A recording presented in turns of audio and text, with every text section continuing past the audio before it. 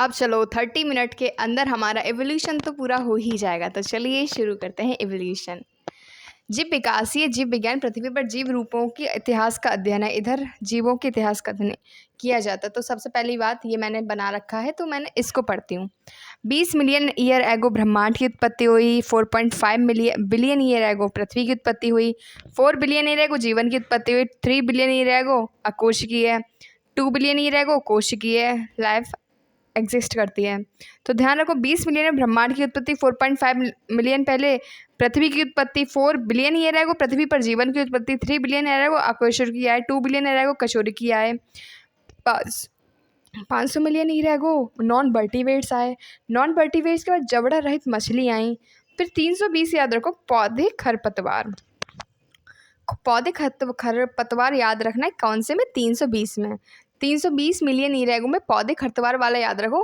तो देखो 500 के बाद नॉन वर्टिवेट तो जबरदस्त फिशेस ही आनी है 350 में। फिर यहाँ पे 200 मिलियन ईरेगो रेप्टाइल्स पानी में चले गए, 200 मिलियन ईरेगो। और 65 मिलियन ईरेगो डायनासोर विलुप्त हो गए। फर्स्ट एम्फीबिया जो थे वो सीलाकैंथ थे। First amphibia coelacanth, okay. 65 million year ago dinosaur पानी में चले गए, विलुप्त हो गए डायनासोर। 65 मिलियन ईयर एगो और 200 मिलियन ईयर एगो रेप्टाइल पानी में चले गए। 320 पौधे खरपतवार एग्जिस्ट करे। 350 जबड़ा रहित मछली। तो हो गया याद। तो अब आते हैं इधर। अब यही है, यहाँ पे लिखा हुआ है ब्रह्मांड की उत्पत्ति 20 मिलियन ईयर एगो हुई। यहाँ पे 1 मिलियन बराबर 10 लाख होते हैं। पृथ्वी करोड़ों वर्ष पुरानी है। 1 बिलियन में 1000 मिलियन होते हैं। 1 बिलियन में कितने मिलियन? 1000 मिलियन होते हैं। फिर ब्रह्मांड की उत्पत्ति जब हुई तो उसमें हाइड्रोजन और हीलियम गैसों का निर्माण हुआ। ये सब पृथ्वी पर गुरुत्वाकर्षण के कारण आई। आकाशगंगाओं का गठन किया, जिन्हें हम मिल्की वे गैलेक्सी कहते हैं। आकाशगंगाओं को क्या बोलते हैं? मिल्की वे गैलेक्सी बोलते हैं। पृथ्वी की उत्पत्ति 4.5 बिलियन ईयर एगो हुई। उसमें जलवाष्प, मीथेन और CO2, अमोनिया आदि धरातल को ढकने वाली गलित पदार्थों से विमुक्त हुई। जल वाष्प वर्षा के रूप में गिरने से समुद्र का निर्माण हुआ। जीवन की उत्पत्ति 4 बिलियन ईयर एगो हुई। पृथ्वी की उत्पत्ति के 500 साल बाद जीवन की उत्पत्ति हुई। इसमें फर्स्ट अकोशिकी जो है वो 3 बिलियन ईयर एगो है। फर्स्ट सेलुलर है वो 2 बिलियन ईयर एगो है। ओजोन परत का गठन हुआ, दैट्स अ कैमोकीमियो ट्रॉफ बोलते हैं। ब्रह्मांड विशाल है, पृथ्वी को एक कण मात्र कहते हैं। तारकीय दूरी जो होती है प्रकाश वर्ष लाइट ईयर में नापी जाती हैं। लाइट ईयर दैट इज दूरी का मात्रक है। लाइट ईयर किसका मात्रक है? दूरी का मात्रक है, ओके। जब हम तारे देखते हैं तो स्पष्ट रूप से हम भूतकाल की ओर झांक कर रहे होते हैं। एनवायरनमेंट कैसा था? रिड्यूसिंग एनवायरनमेंट था।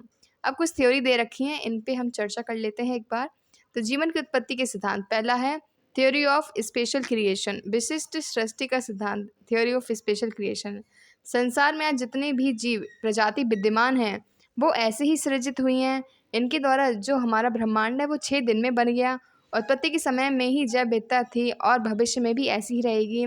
पृथ्वी केवल 4000 वर्ष पुरानी है। तो इसकी 3-4 लाइनें ध्यान रखना। थ्योरी ऑफ स्पेशल क्रिएशन को धार्मिक सिद्धांत कहा गया है। इसमें संसार में आज जितने भी जीव हैं इनके अनुसार वो ऐसे ही सृजित हुए हैं।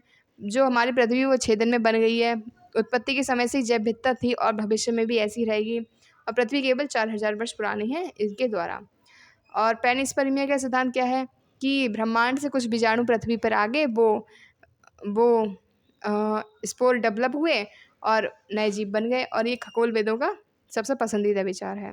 इसके बाद स्पॉन्टेनियस जनरेशन, बायोजेनेसिस, इसमें स्वतः जनन सिद्धांत, मतलब अपने आप उग जाना। इन्होंने क्या कि जीवन जो है वो नॉन लिविंग चीज़ों से आया है, भूसे कीचड़ से जीवन आया। गलत बात है, ऐसे थोड़ी लाइफ बन जाती है। फिर आया हमारा जैव जनन का सिद्धांत, जो कि हमारे लुईस पाश्चर ने दिया था। अब लुईस पाश्चर के सिद्धांत के आने के बाद थ्योरी ऑफ स्पॉन्टेनियस को खारिज कर दिया गया। बायोजेनियस सिद्धांत को रिजेक्ट कर दिया गया। तो इन्होंने क्या किया? लुईस पाश्चर ने स्वान ने एक इफेक्ट ली, इसको पहले गर्म किया, फिर इसको छोड़ दिया।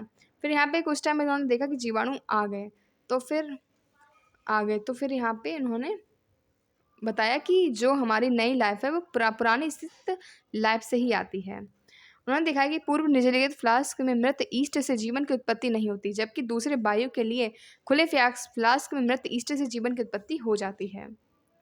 अब हम बात करेंगे ऑपरेन हॉल्डन ने। इनका जगह पूछा जाता है ज़्यादातर। तो ओपरन रूस से थे, हेल्डन इंग्लैंड से थे। डाटा आ रहा है ना, तो हेल्डन इंग्लैंड से थे। That is a most acceptable theory of chemical evolution. Chemical evolution की मोस्ट एक्सेप्टेबल थ्योरी कौन सी थी? ओपरन हेल्डन का सिद्धांत। पृथ्वी जीवन का प्रथम रूप पूर्व विद्यमान निर्जीव कार्बनिक अणुओं से उत्पन्न हुआ। निर्जीव कार्बनिक अणुओं से उत्पन्न हुआ। तो जीवन का प्रथम रूप जो होता है वो निर्जीव कार्बनिक अणुओं से उत्पन्न हुआ। कार्बनिक अणु बनाते हैं, फिर जीवन की उत्पत्ति होती है। That is called reducing environment. फिर बात आती है अब हमारे इसकी एसल मिलर का एक्सपेरिमेंट, जो कि 1953 में किया गया था। 800 डिग्री सेल्सियस पे टेम्परेचर रखा गया था। इसमें मीथेन अमोनिया पानी थे, मीथेन अमोनिया पानी, ठीक है। CH4 है, NH3 है। एक बार ऐसे क्वेश्चन आया था यहाँ पे NH3 है, ठीक है। क्या है? NH3, मीथेन अमोनिया पानी। इन्होंने 800 डिग्री सेल्सियस पुरानी वाली कंडीशन बना दी थी। इसमें आग याद रखना है, alanine aspartic acid glycine, alanine aspartic acid glycine आग। उल्का पिंड वाला ध्यान ही है। सीमित साक्ष्यों के साथ रासायनिक विकास को थोड़ा कम या अधिक स्वीकृत किया जा सकता है। उल्का पिंड सिद्धांत। विकास के प्रमाण, विकास के दैट इज अ प्लेंटोलॉजी। जीवाश्मों से प्राप्त प्रमाण प्लेंटोलॉजी कहलाता है। जीवाश्म जीवों के कठोर भागों के अवशेष जो चट्टानों में पाए जाते हैं उन्हें पैलेंटोलॉजी कहते हैं। विभिन्न आयु वर्ग की चट्टानी तलछट, मतलब जो भी हमारे जीव थे वो दब गए, तो उनसे जो कार्बनिक पदार्थ निकले उन्हें हम प्लेंटोलॉजी कहते हैं। विलुप्त जीव का भी प्रतिनिधित्व करते हैं। जीवाश्मों की आयु की गणना रेडियो एक्टिव डेटिंग विधि द्वारा की जाती है। तुलनात्मक शारीरिक और आहारिक प्रमाण समजात अंग और एनालोगस। समजात होमोलोगस। होमोलोगस मतलब जिनकी आंतरिक संरचना समान होती है लेकिन कार्य में अलग अलग होते हैं, उन्हें हम होमोलोगस ऑर्गन कहते हैं। That's humerus, radius, ulna, phalanges होती हैं। तो इसमें समान पूर्वजता को दर्शाते हैं और ये विभिन्न दिशा में फैल गया। दैट इज अ अपसारी, विभिन्न दिशा में अपसारी विकास है ये। इसके एग्जाम्पल हैं कशेरुकियों का हृदय, कशेरुकी का मस्तिष्क, बोगनविलिया के कांटे, कुकुरबिटा की प्रतान। बोगनविलिया के कांटे, कुकुरबिटा की प्रतान, कशेरुकियों का हृदय और कशेरुकियों का मस्तिष्क। कार्य समान भी हो सकते हैं, असमान भी हो सकते हैं। दैट्स अपसारी विकास को दर्शाता है, समान पूर्वजता को दर्शाता है। समजात संरचना अपसारी विकास का परिमाण है। विभिन्न आवश्यकताओं के अनुरूप अनुकूलन के कारण एक ही संरचना अलग अलग दिशा में विकसित हो गई। इसका उल्टा यही है। तो इसके एग्जाम्पल देख ले एक बार। एनालोगस की या अभिसारी विकास होता है, इनमें डिज़ाइन अलग अलग होता है लेकिन कार्य समान होता है।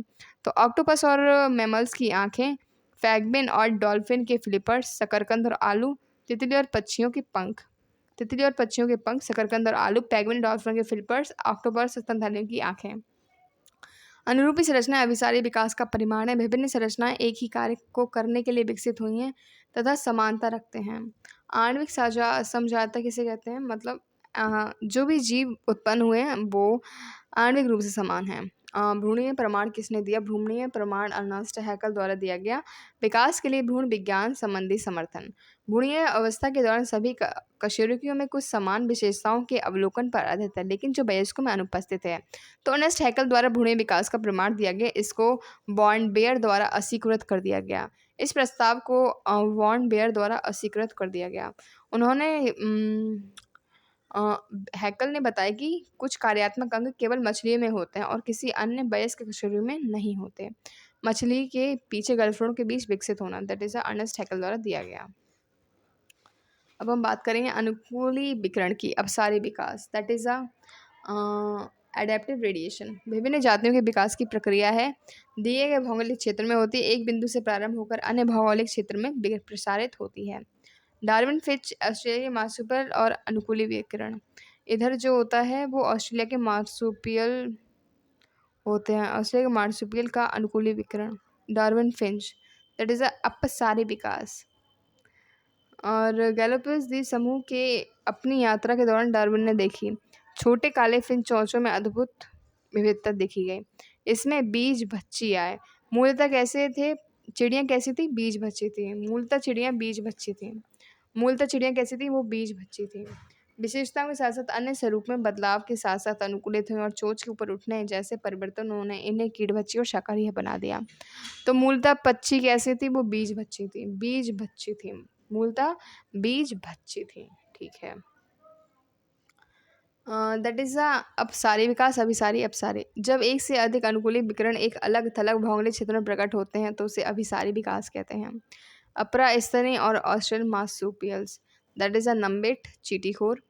इसका ध्यान रखना, चींटीखोर नम्बेट, चींटीखोर नम्बेट। छछूंदर शिशुधानी छछूंदर ने चींटीखोर नम्बेट। लीमर धब्बेदार कसकस। चूहा शिशुधानी चूहा। उड़न फलेंजर उड़न गिलहरी। Bobcat Tasmania tiger cat. भेड़िया तस्मानी तस्मानी भेड़िया। Bobcat Tasmania tiger cat. उड़न गिलहरी उड़न फलेंजर। लीमर धब्बेदार कसकस चींटीखोर नम्बेट। ऑस्ट्रेलिया शिशुधानी और अप्रसदनीय अभिसारी विकास, दैट इज अभिसारी विकास को दर्शाता है। और जीवन रूपों का विकास एक सिद्धांत, लेमार्कवाद और डार्विनवाद। लेमार्कवाद फ्रांसीसी वैज्ञानिक ने दिया था, लेमार्क द्वारा प्रस्तावित किया गया था। इसमें उपार्जित अंगों की वंशागति दर्शाई गई है। अंगों का उपयोग और अनुपयोग और उपार्जित लक्षणों की वंशागति बताई गई है। उदाहरण, जिराफ की लंबी गर्दन। ऊंचे पेड़ों की फौनियों की पत्तियों को चरने के लिए अपने गर्दन की लंबाई बढ़ाकर अनुकूलन किया। किसने? लेमार्क ने। डार्विन के सिद्धांत, दैट्स कॉल्ड डार्विनवाद। चार्ल्स डार्विन द्वारा प्रस्तावित होता है, शाखनी अवरोहण कहते हैं इसे। नेचुरल सिलेक्शन, नेचुरल सिलेक्शन डार्विनीय सिद्धांत का मूल तत्व होता है, विकास की क्रियाविधि के रूप में निहित होता है। नेचुरल सिलेक्शन वह प्रक्रम जिसमें अधिक जीवन क्षम वंशानुगत विविधताओं को जन्म के अधिक अवसर मिलते हैं और संतान अधिक संख्या में उत्पन्न होती हैं। That's called natural selection. वह प्रक्रम है जिसमें अधिक जीवन क्षम वंशानुगत विविधता को जन्म के अधिक अवसर मिलते हैं और संतान अधिक संख्या में उत्पन्न होती हैं। That's called डार्विनवाद। डार्विन ने निष्कर्ष निकाला कि वर्तमान समय में मिलने वाले जीव करोड़ों वर्ष पहले में मिलने वाले जीवों से समानता रखते हैं।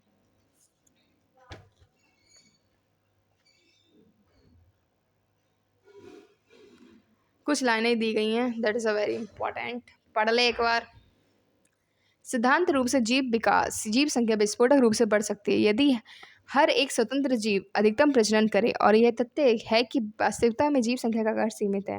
मतलब कोई भी अपनी जनसंख्या विस्फोट रूप से नहीं बढ़ा सकता क्योंकि साधन सीमित हैं। प्राकृतिक संसाधन सीमित और जनसंख्या आकार में स्थित है। इसका मतलब है कि जनसंख्या में संसाधनों के लिए प्रतिस्पर्धा होती है और अस्तित्व के लिए संघर्ष होता है। एक जीव संख्या के सदस्य विशेषताओं में भिन्न होते हैं, यद्यपि ऊपरी तौर पे एक दूसरे से मतलब एक जीव संख्या में ऊपरी तौर पे तो सब एक जैसे दिखते हैं, लेकिन अंदरूनी देखोगे तो उनमें विशिष्टताएं होंगी, क्वालिटी सबकी होंगी। जिन विशेषताओं ने इन्हें जीवित रह सकने, जलवायु, भोजन, भौतिक कारक सहायता दी है, वे इन्हें अन्यों की अपेक्षा अधिक जननक्षम भी बना सकें। विविधताएं जो कि वंशानुगत होती हैं और कुछ एक के लिए संसाधनों की उपयोगिता बेहतर बनाती हैं, केवल उन्हें ही इस योग्य बनाती हैं कि प्रजनन करें और अधिकाधिक संतान छोड़ जाएं। मतलब नेचुरल सिलेक्शन स्टेबिलिटी बढ़ाती है। अडेप्टेशन और नेचुरल सिलेक्शन का अंतिम परिमाण फिटनेस है। अडेप्टेशन और नेचुरल सिलेक्शन का अंतिम परिणाम फिटनेस है। और जो यहाँ पे फिटनेस दी गई है वो जननिक फिटनेस को बताया गया है। फिटनेस डार्विन के अनुसार जननिक उपयोगिता को दर्शाता है। विकास धीमा और सतत होता है। विकास धीमा और सतत होता है। विकास एक प्रक्रम, विकास एक प्रोसेस है। अल्फ्रेड वॉलेस ने प्राकृतिक विज्ञानी मलय आर्कोपेलागोस पर कार्य किया। अब यहाँ पे एक वैज्ञानिक आए, अल्फ्रेड वॉलेस, उन्होंने भी मलय आर्कोपेलागोस पे सब काम किया। लगभग उसी समय डार्विन के समूह निष्कर्षों पर पहुंचे। डार्विन का मूल तत्व नेचुरल सिलेक्शन है। डार्विन का मूल तत्व क्या? नेचुरल सिलेक्शन है। उत्परिवर्तन सिद्धांत 20वीं सदी के प्रथम दशक में ह्यूगो डुब्रीज द्वारा प्रस्तावित किया गया इवनिंग प्राइमरोज, दैट इज ऑर्निथोरा लेमार्क के ऊपर काम किया। किस पे काम? ऑर्निथोरा लेमार्क। ह्यूगो डुब्रीज ने म्यूटेशन सिद्धांत दिया, 20वीं सदी के प्रथम दशक में आए थे। तो इवनिंग प्राइमरोज पे काम किया, दैट इज कॉल्ड ऑर्निथोरा लेमार्कियन पे काम किया। विकास उत्परिवर्तन द्वारा होता है, ना कि छोटी भिन्नताओं द्वारा। विकास म्यूटेशन द्वारा होता है, ना कि छोटी भिन्नताओं द्वारा। विकास म्यूटेशन द्वारा होता है, ना कि छोटी भिन्नताओं द्वारा। Mutation provide raw material for evolution. Mutation provide raw material for evolution. Darwin का सिद्धांत, उत्परिवर्तन सिद्धांत। डार्विन का सिद्धांत जो डार्विन ने बताए थे, जो उत्परिवर्तन होती हैं छोटी और दिशात्मक होती हैं, विकास एक धीमी प्रक्रिया है। और उत्परिवर्तन सिद्धांत जो कि ह्यूगो डुब्रीज ने बताया कि जो म्यूटेशन है वो रैंडम होती है और किसी भी दिशा में हो सकती है। म्यूटेशन से प्रजाति उत्पन्न होती है। ह्यूगो डुब्रीज के अनुसार सिंगल स्टेप लार्ज म्यूटेशन नई प्रजाति के विकास का कारण है, जिसे साल्टेशन कहते हैं, विशाल उत्परिवर्तन का बड़ा कदम। Single step large mutation, single step large mutation that is a Hugo de Vries ने बताया। म्यूटेशन थ्योरी ह्यूकोडेब्रेज ने दी गई थी। डार्विन ने साझे पूर्वजों से नई जाति के निर्माण हेतु छोटे छोटे विविधताओं के वंशान क्रमानुगत संचित होने को माना। डार्विन ने साझी पूर्वजों से नई जाति के निर्माण हेतु छोटे छोटे विविधताओं के मतलब क्रमानुगत संचित होने को माना। Mutation theory that's a Hugo de Vries. Simple है। अब हम पढ़ेंगे इंडस्ट्रियल मेलानिज्म। इसमें हुआ क्या, हमने प्रतिरोधक शाकनाशी कीटनाशी एंटीबायोटिक दवाओं का उपयोग किया तो इन्होंने प्रतिरोधी किस्में पैदा कर ली अपनी, उनको प्रति उन्होंने प्रतिरोध पैदा कर ली अपने अंदर। शताब्दियों में नहीं बल्कि महीनों या वर्षों की समयावधि में ही प्रतिरोधक जीव कोशिकाएं प्रकट हो जाती हैं। पहले शताब्दियों में नहीं, पहले शताब्दियों में होती, लेकिन अब महीनों और वर्षों के अंदर ही प्रतिरोधक जीव कोशिकाएं प्रकट हो रही हैं। निश्चयवाद के अर्थ में विकास एक प्रत्यक्ष प्रक्रिया नहीं है, मतलब हम विकास को देख नहीं सकते। दैट इज अ निश्चयवाद के अर्थ में विकास एक प्रत्यक्ष प्रक्रिया नहीं है, यह एक प्रसंभाव्य प्रक्रम है जो कि प्रकृति में संयोग, अवसरवादी घटना और जीवों में संयोगजन्य उत्परिवर्तन पर आधारित है। प्रसंभाव्य घटनाएं जो कि प्रकृति में संयोग, अवसरवादी घटना और जीवों में संयोगजन्य और परिवर्तन पर आधारित है। दैट्स अ प्रसंभाव्य प्रक्रम। अब हम बात करेंगे इंडस्ट्रियल मैनानिज्म। इसमें हुआ क्या, इसमें 1850 में बोस्टन बोटालोरिया नाम का एक कीट जो था वो प्रदूषण रहित क्षेत्र में था। फिर प्रदूषण रहित क्षेत्र था तो उसमें सब वाइट वाइट था, तो वाइट वाली बच जाती थी, ब्लैक वाली दिख जाती तो वो मार दी जाती थी। लेकिन 1920 में ऐसा हुआ कि अब वो जो पेड़ की सतह थी वो ब्लैक होने लग गई प्रदूषण के कारण। अब ब्लैक होने लगी तो ब्लैक वाली तो छुप जाती है, लेकिन वाइट वाली दिखने लगी तो इनकी संख्या वाइट वालों की कम हो गई। इसमें ये वाली बात ध्यान रखनी होगी कि इनकी संख्या कम हुई है, इनकी संख्या कम हुई है, ना कि ये विलुप्त हो गए। ओके। श्वेत पंखी सलब, गहरे वर्ण वाली पंखी सलब, ये सब दिख रहा। इससे पता चलता है कि मिश्रित आबादी में जो बेहद अनुकूलित होते हैं जीवित रह सकते हैं और जनसंख्या का आकार में वृद्धि कर सकते हैं। कोई भी जीव पूरी तरह खत्म नहीं होता, कोई भी जीव पूरी तरह खत्म नहीं होता। औद्योगिक कृष्णता दवा प्रतिरोध मानव जनित क्रियाओं द्वारा विकास के उदाहरण है। लाइकेन पॉल्यूशन के अच्छे सूचक हैं, लाइकेन पॉल्यूशन के अच्छे सूचक हैं। ठीक है, जहाँ पॉल्यूशन होगा वो लाइकेन नहीं होगी। फिर यहाँ पे कुछ दी रखी हैं, इन सबको अच्छे से पढ़ लो। तो 3 बिलियन ईयर एगो तो ए सेलुलर फर्स्ट अकोशिकीय जीव विकसित हुए। 2 बिलियन ईयर एगो जीवन का प्रथम कोशिकीय रूप प्रकट हुआ। 500 मिलियन ईयर एगो नॉन वर्टिब्रेट्स आए। 350 मिलियन एगो जबड़े रहित मछलियाँ विकसित हुई। 320 मिलियन ईयर एगो समुद्री खरपतवार और कुछ पादप विकसित आए हुए। 200 मिलियन ईयर एगो कुछ रेप्टाइल्स थे जो वापस पानी में चले गए और मछली जैसे सरीसृपों के रूप में विकसित हुए, जैसे इक्थायोसॉरस। 65 मिलियन एगो डायनासोर अचानक पृथ्वी से गायब हो गए। ठीक है, 65 मिलियन एगो डायनासोर अचानक पृथ्वी से गायब हो गए। लंबिन फिश सीलाकैंथ पॉलीपंख, that is a first amphibia जो कि उभयचर थे रेप्टाइल्स। तो फर्स्ट एम्फीबिया कौन थे, लंबिन फिश, पॉलीपंख एंड सीलाकैंथ। इनमें सुदृढ़ और मजबूत पंखों वाली मछलियाँ थीं, जमीन पर चल सकते थे और पानी में वापस जा सकते थे। 1938 में दक्षिण अफ्रीका में पकड़ा गया, जिसे विलुप्त माना गया था, पहले से विलुप्त माना गया है। इन्हें सीलाकैंथ को दक्षिण अफ्रीका में 1938 में पकड़ा गया। आधुनिक मेढकों और सिलामेंडर के पूर्वज थे कौन, लुम्बिन फिश, इन सबका एक नाम है। पहले जीव धरती पर विकसित हुए थे वे पादप थे। जब धरती पर पशु आए तो पौधे धरती पर खूब फैल चुके थे। मतलब जो पहले पृथ्वी पर विकसित हुए वो पादप थे, धरती पर पशु वो धरती पर खूब फैल चुके थे। जब तक पशु आए तब तक पौधे बहुत फैल चुके थे। दैट इज अ साइनैप्सिड। सियापेथे तो सियापेथे ध्यान रखना कि सियापेथे Synapsida pelycosaurus therapsid, that is a mammals. Synapsida pelycosaurus therapsid mammals. तो इस वाले ग्राफ में हमें इतना ही ध्यान रखना है कि साइनैप्सिडा सियापेथे, साइनैप्सिडा थिकोडॉन्ट्स, साइनैप्सिडा पैलिकोसॉरस थेराप्सिडा मैमल्स। ठीक है, इतना आर्कियोपेटेरस सरीसृप पशुओं के बीच का योजक कड़ी है। टायरानोसोरस रेक्स 20 फीट लंबे थे, बड़े बड़े डरावने खंजरनुमा दांत थे किसके, टायरानोसोरस रेक्स के। टायरानोसोरस के टायरानोसॉरस के 20 फीट ऊंचाई के थे, बड़े बड़े डरावने दांत थे। आर्कियोपटेरिस रेप्टाइल और बर्ड्स के बीच योजक कड़ी थी। यहाँ पे थीकोडाउन से सब विकसित हुआ है।